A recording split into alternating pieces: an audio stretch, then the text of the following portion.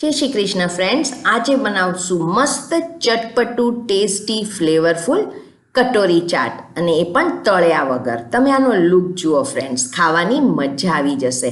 સાંજે કંઈ નાસ્તો કરવાનું મન થયું હોય ચટપટું, તો આ મસ્ટ ટ્રાય રેસીપી છે. સો બનાવવાનું શરૂ કરીએ.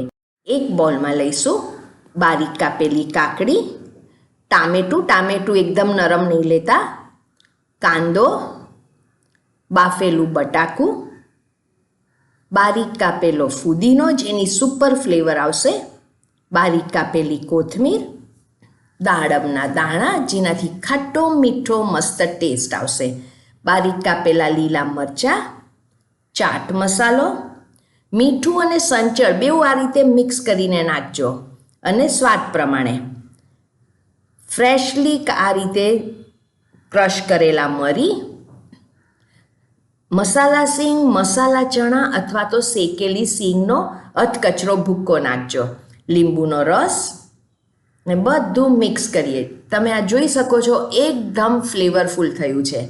હવે લઈએ છીએ ફક્ત અડધી ચમચી મીઠી ચટણી અને અડધી ચમચી તીખી ચટણી. ફ્રેન્ડ્સ, આ ચટણી ઓપ્શનલ છે, એના વગર પણ બહુ જ સરસ ચટપટું લાગશે, એટલે તમને નાખવી હોય તો જ નાખજો. બધું મિક્સ કરીને એકવાર ટેસ્ટ કરી લેવાનું, અને જો તમને તમારા ટેસ્ટ પ્રમાણે કંઈ એડ કરવું હોય તો કરી શકો છો.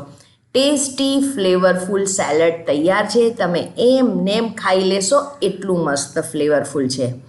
હવે આપણને જોઈશે એક નાની વાટકી કે કોઈ પણ બોલ. મેં અહીંયા એક નાની વાટકી લીધી છે. ફ્રેન્ડ્સ, નાની જ લેજો, કેમ કે આપણે નાનો પાપડ શેકવાના છીએ. સો આ એક નાનો પાપડ લીધો છે. હવે એને હું ગેસ પર શેકી રહી છું. તમને જો તાવી પર શેકવો હોય તો તાવી પર પણ શેકી શકો છો, દબાવીને. ને જોઈએ તો ચીપિયો વાપરી શકો છો. હું આ રીતે યુઝ ટુ છું શેકવામાં, પણ તમે ચીપિયો લઈને પણ શેકી શકો છો. હવે જેવો પાપડ શેકાઈ જાય ફ્રેન્ડ્સ, ઇમિડિયેટલી વાટકીમાં એને આપણે જેન્ટલી ઉપર આ રીતે નેપકિન કે કપડાથી દબાવી કાઢવાનું. ફ્રેન્ડ્સ, આ પ્રોસિજર ફાસ્ટ કરવાની છે જ્યારે પાપડ ગરમ હોય, એટલે એનો શેપ આવી જશે.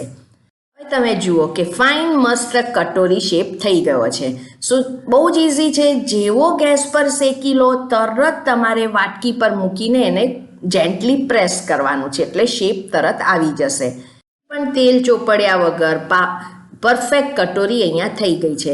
અને ફ્રેન્ડ્સ, સ્ટફિંગ જ્યારે તમે ખાવા માટે તૈયાર હો ત્યારે જ કરવાનું, અને સ્ટફિંગમાં પહેલેથી મીઠું પણ નહીં નાખતા.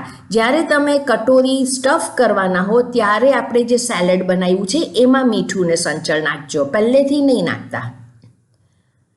હવે અહીંયા મેં 4 કટોરી બનાવીને મૂકી દીધી છે. હવે આપણે સ્ટફિંગ કરશું. આ તમે સ્ટફિંગ જુઓ, એકદમ મસ્ત. એમાં જે કોથમીરની જે ફ્લેવર આવશે, મસાલા ચણા કે મસાલા સિંગ નાખશો, સુપર ચાટ મસાલાની ફ્લેવર છે. ઉપર પાછા આપણે ગાર્નિશ કરશું દાડમના દાણા, સેવ અને કોથમીરથી, પણ એકદમ ફ્લેવરફુલ છે. એમાં ફુદીનો, ચાટ મસાલા, લીલી મરચી, એકદમ મસ્ત ખાવાની મજા આવશે. હવે તમે આનો પાછો લુક જુઓ, એકદમ પરફેક્ટ કટોરી ચાટ તૈયાર છે. સો ફ્રેન્ડ્સ, આ ઝટપટ બનતી કટોરી ચાટ તમે પણ બનાવો, અને રેસીપી ગમી હોય તો નીચે કમેન્ટ સેક્શનમાં કહેજો રેસીપી કેવી લાગી. તમારી કમેન્ટ મારે માટે બહુ જ ઇમ્પોર્ટન્ટ છે. Thank you for watching.